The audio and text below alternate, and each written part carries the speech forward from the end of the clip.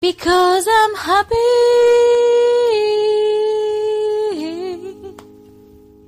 Because I'm happy.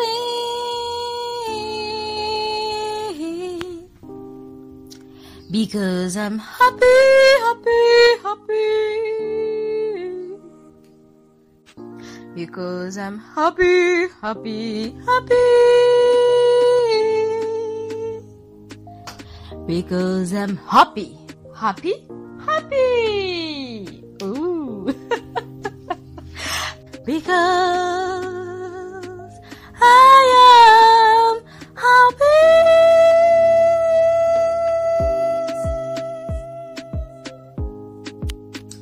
Alors, c'était mon bonsoir de ce soir.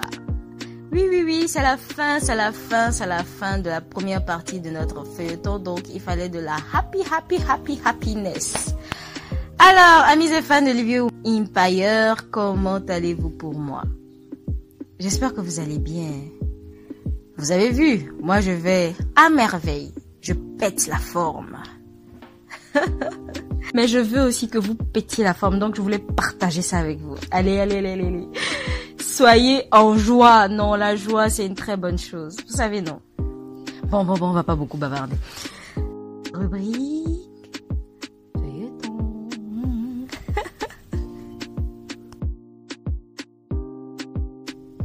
Piège du destin. De Mr. Yao Kumonji Midorouin. Chapitre 20. Promesse. Partie 2.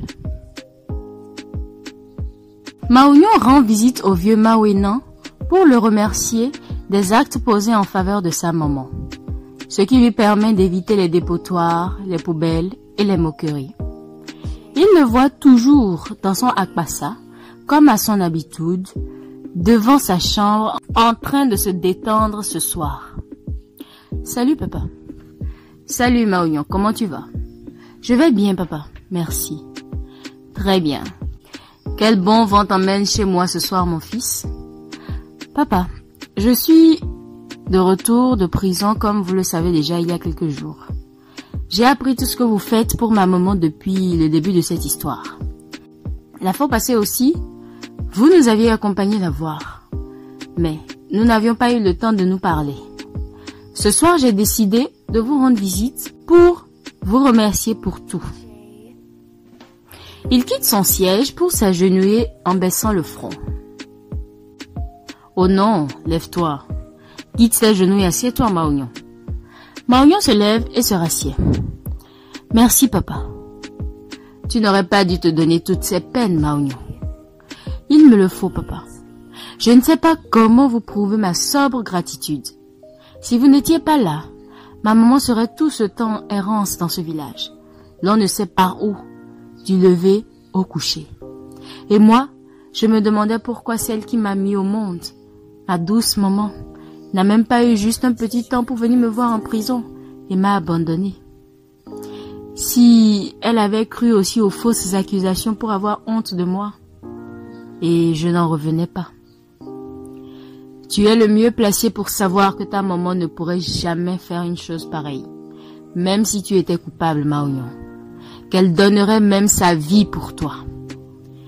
Oui, vous avez raison. Je ne savais rien de ce qui lui était arrivé jusqu'au jour de ma sortie. Il me l'avait caché, qu'il voulait m'épargner de plus de douleur. Et moi, je l'ai mal jugé dans mon ignorance.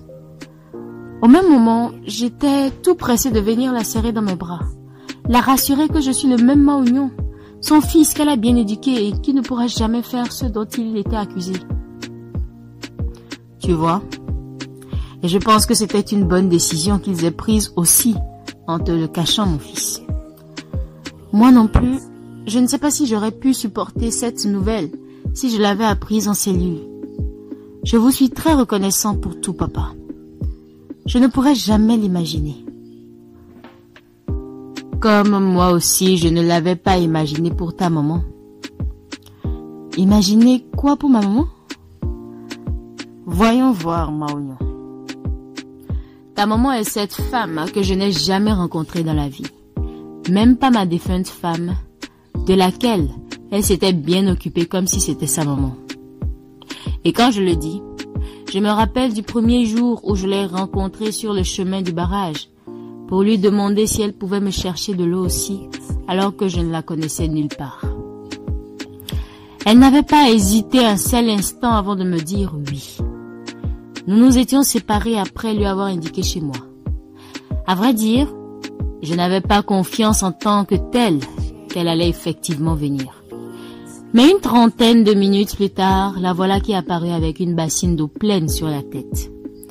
Elle était partie pour revenir, encore et encore et encore, jusqu'à remplir cette jarre que tu vois là, en pointant une jarre sur le toit à quelque distance de son index. La maladie qui allait emporter ma femme au séjour des morts, chez nos ancêtres, avait déjà débuté et la maison était très sale, par manque de coups de balai. Sans rien demander à ta maman, elle avait pris soin de mettre cette maison au propre à mon grand étonnement. Et ce n'était pas arrêté là. Elle venait tout le temps me remplir cette jarre, balayait cette cour, s'occupait de ma femme jusqu'à son rétablissement. Je me rappelle de ce temps-là, papa. Il y a à peine 5 ans. Oui, tu dois t'en rappeler. Mais le reste, tu ne le sais pas, car tu avais quitté déjà ce village. Il y a de cela 1 an et quelques mois, la maladie de ma femme avait repris de plus belle. Ta maman était encore là chaque matin, chaque soir, voir en quoi elle pouvait nous aider. C'est elle qui lui faisait son eau chaude. Elle préparait même et nous apportait. Nous avions des familles qui pouvaient et devraient faire tout cela, mais c'était ta maman que nous voyions comme si elle nous devait quelque chose jusqu'à ce que la maladie n'ait raison de ma femme. Lors des obsèques, il fallait la voir s'occuper de tout travail dans les moindres détails. Elle a tout fait volontiers sans rien attendre en retour. Papa, je ne sais quoi dire. Parce qu'il n'y a rien à dire, mon fils. Ta maman est un ange sur terre que malheureusement le destin a piégé. Elle m'avait un jour confié son histoire, votre histoire, et comment elle s'est retrouvée dans ce village avec toi quand tu n'étais qu'un enfant qui marchait à peine. Je peux me vanter d'avoir la meilleure maman qui soit. Ça, je peux confirmer aussi. Alors, comment pourrais-je tolérer de voir une telle personne se promener dans ce village sans rien y faire, mon fils? J'espère juste qu'elle retrouvera sa mémoire pour revenir parmi nous. Merci encore une fois pour tout, papa. Moi aussi, j'ai hâte de la revoir, ma maman, guérie. Ainsi ce sera, mon fils. Ne perds pas espoir. Dans la même semaine, Mao Yon reçoit, chez lui, en visite au village, la famille Oussougan. Je ne m'attendais pas à vous voir. Tu devrais t'y attendre, Mao Yon, lui répond Lucie. Mao Yon, je t'ai promis de réparer mon tort et je vais tenir ma parole intégralement, même si je ne pourrai jamais combler ce vide creusé en toi. En tout cas, comment tu vas, mon frère? Demande Gentil. Ça va, Gentil. Je tiens le coup comme je peux et pour le moment, je tiens debout. Tiens fort, mon frère. Franchement, j'admire ton courage. Je n'ai pas le choix. Amé, qui est excité de voir Mao Yon, se met pour la première fois à l'écart de lui à cette visite. Mais Amé, pourquoi tu es calme et distant de moi? On dirait quelqu'un qui fuit sa phobie. J'ai juste honte. Honte de quoi, hein? De quoi as-tu honte? Avec tout ce qui s'est passé. Non, arrête ça, Amé. Toi, tu me connais, non? Ce qui s'est passé, lequel est le tien dedans? Viens là. Amé se lève, souriante, pour aller s'asseoir sur ses cuisses. Comment avec les cours? Ça ne va pas comme je l'aurais voulu. J'aurais aimé que tu sois là pour me tenir encore à la maison.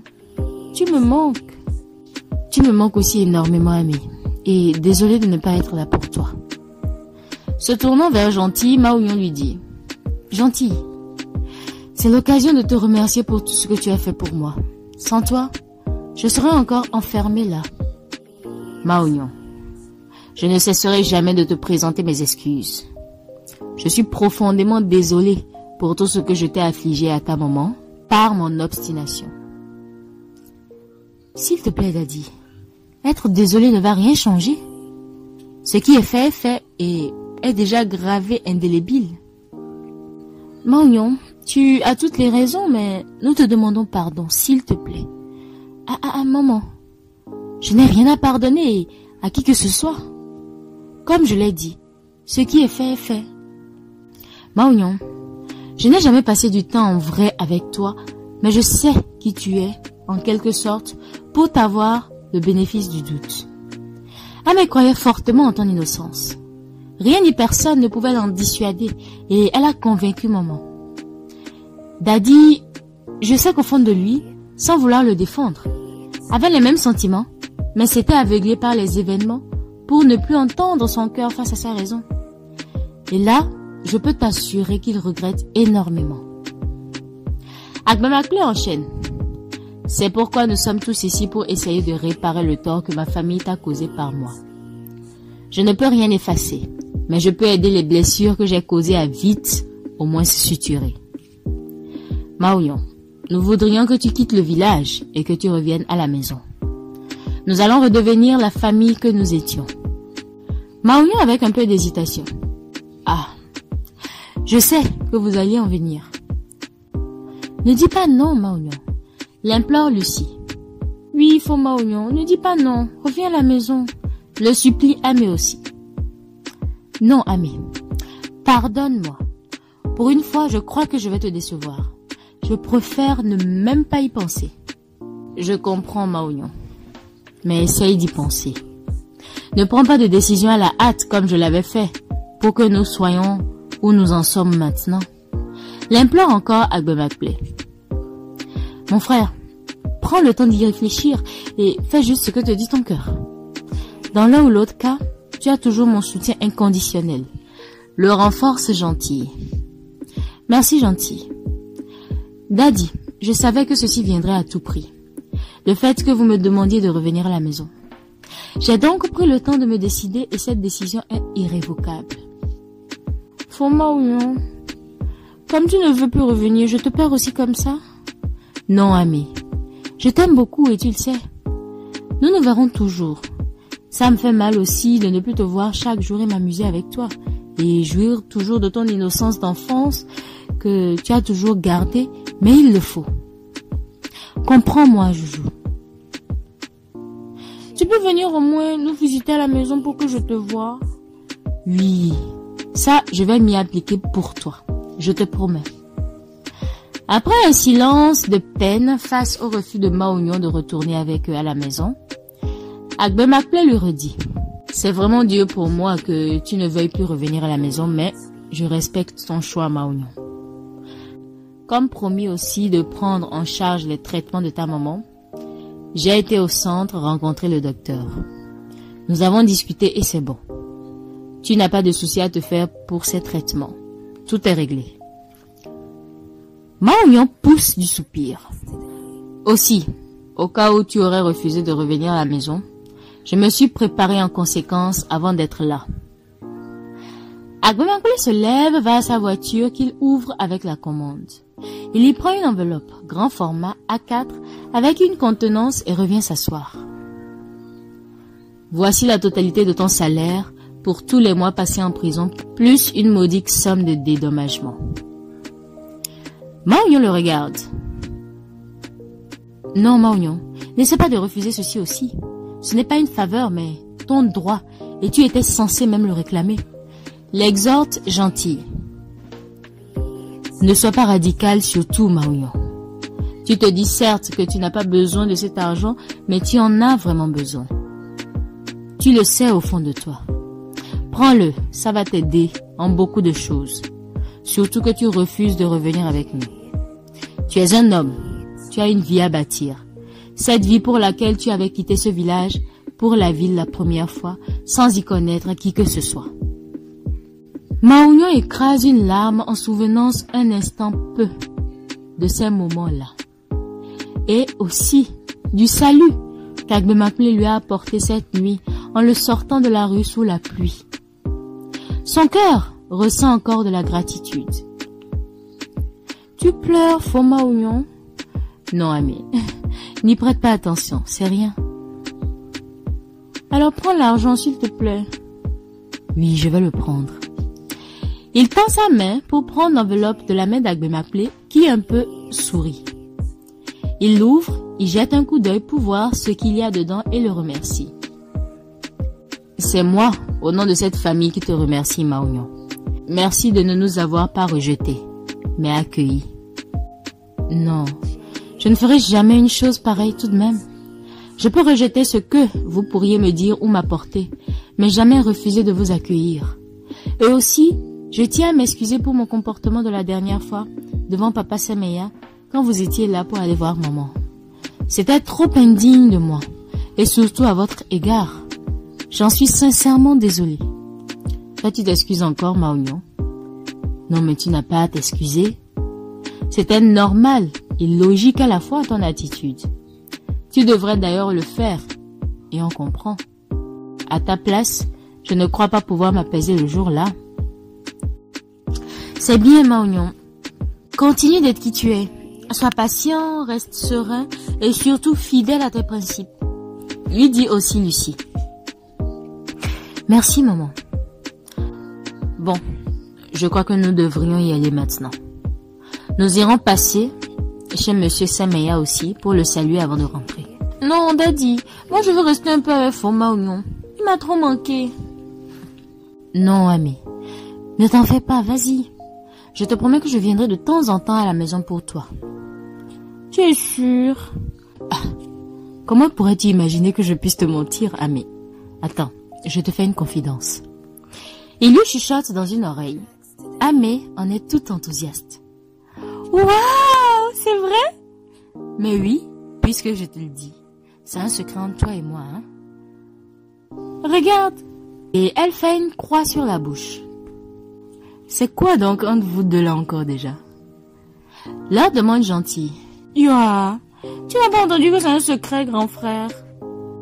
Nyanwo. En tout cas, c'est bien de te voir sourire encore une fois, comme ça, Amé. Ça fait longtemps. Maounion regardant Amé dans les yeux. Ah oui, hein, Amé. Celle-ci lui clignote les yeux et sourit. Vous deux, là? Se dit toute ravie Lucie. Il ne faut pas nous envier, là. Crie aussi toute heureuse Amé. J'aurais vraiment aimé que cette ambiance qui a longtemps disparu de ma maison revienne, mais je n'ai pas le choix. Ne t'inquiète pas, chérie.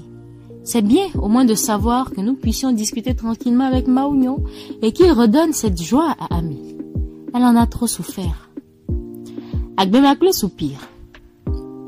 Maounion, merci de nous avoir reçus. Et une fois encore, je te porte mes excuses. Je le fais de tout cœur. Je suis un papa qui a offensé son enfant de la pire manière, chose que je regrette profondément. Tu refuses de revenir à la maison et reprendre ton travail. Je ne vais pas le critiquer avec toi. Mais sache que je t'attendrai toujours avec une joie immense si tu changes par la suite d'avis. Et vivement, je te souhaite de prospérer dans tes entreprises. Tu as déjà des mains bénies. J'ai vu comment mon magasin avait ses chiffres d'affaires augmentés dans tes mains. Alors fais bon usage de cet argent. Aussi, si tu as besoin de quoi que ce soit, je serai toujours là pour toi comme un père. Oui, nous serons toujours là, Maounion. Le portail de ta maison te restera toujours ouvert. Renchérit Lucie sur son mari. Que sagesse guide nos pas. C'est la seule chose que je puisse dire. Leur répond Maounion. Maintenant, nous demandons à nous en aller. Vous faites surtout bonne route. Puis, il enchaîne en disant à Amé. Porte-toi bien, Amé. Et les études, prends-y garde, s'il te plaît. Oui, faut Maounion. Et toi aussi, porte-toi bien. Tu vas beaucoup me manquer. Tu me manques, Amé. Tout le monde se lève déjà. Agbemaklé en premier. Sa femme le suit en disant encore à Maounion. Prends bien soin de toi, Maounion. Merci, maman, et prenez soin de vous aussi. Il se lève à son tour, puis fait une clap à Gentil. Ils se prennent dans les bras. Courage, mon frère. Merci beaucoup, gentil. Vraiment, merci pour ton initiative pour que je sois dehors aujourd'hui. Et bien de choses à ta complice, là, ouais, pour moi. Ah oui, ma complice. Cette tigresse noble de femme que tu m'as offerte.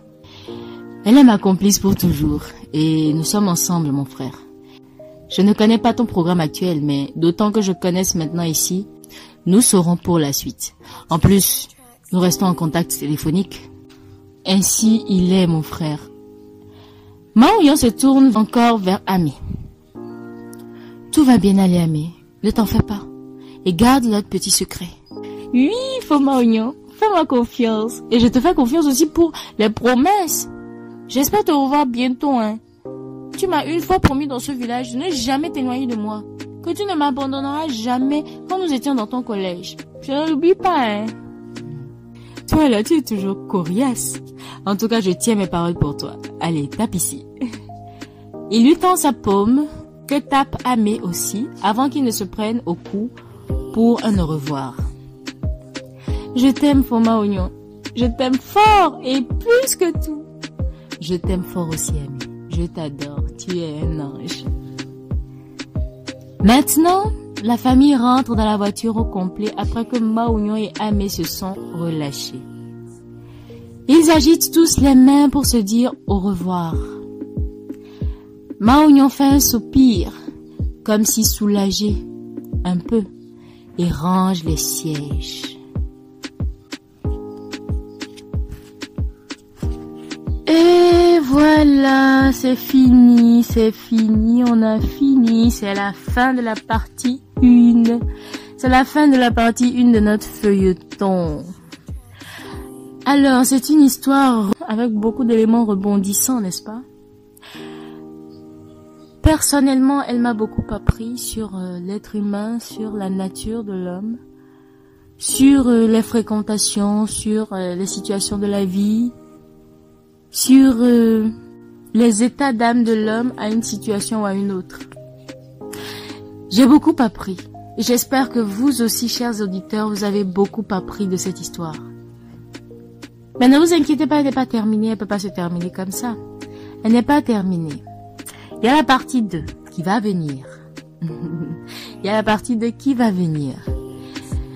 Mais pour aujourd'hui ou pour cette saison, on va dire que c'est une saison. Pour cette saison, nous en avons fini.